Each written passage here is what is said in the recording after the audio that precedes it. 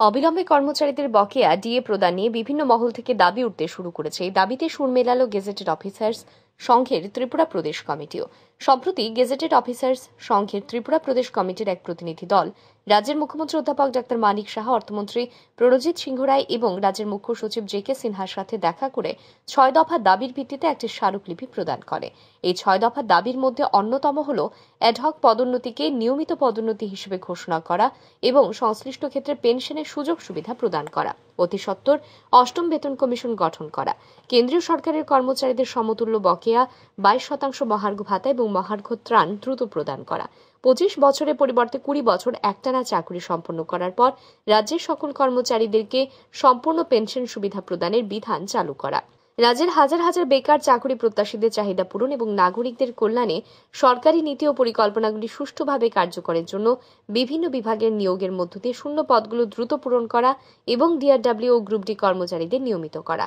রবিবার এক meet the press অনুষ্ঠানে এই কথা জানান সংগঠনের সাধারণ সম্পাদক দেবাশিস রায়। তিনি জানান, রাজ্যের কর্মচারীরা বর্তমানে ৩৩% ডিএ পাচ্ছেন। এই ক্ষেত্রে কেন্দ্রীয় কর্মচারীদের সাথে রাজ্যের কর্মচারীদের ডিএ প্রাপ্তির ফারাক রয়েছে ২২%।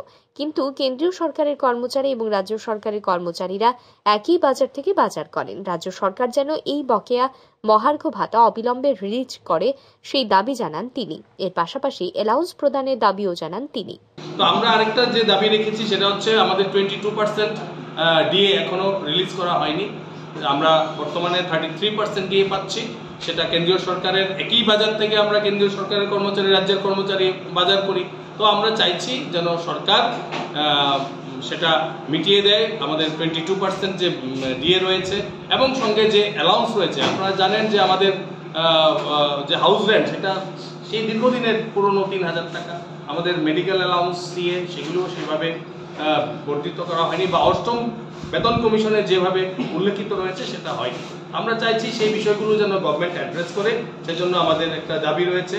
আমরা আরেকটা মুখ্য দাবি রেখেছি, কারণ আপনারা জানেন যে রাজ্যের বেকাররা এখন একটা স্বচ্ছ নিয়োগ প্রক্রিয়ার মাধ্যমে চাকরি পায়, কিন্তু চাকরি পেতে অনেকটা দেরি হয়ে যায়।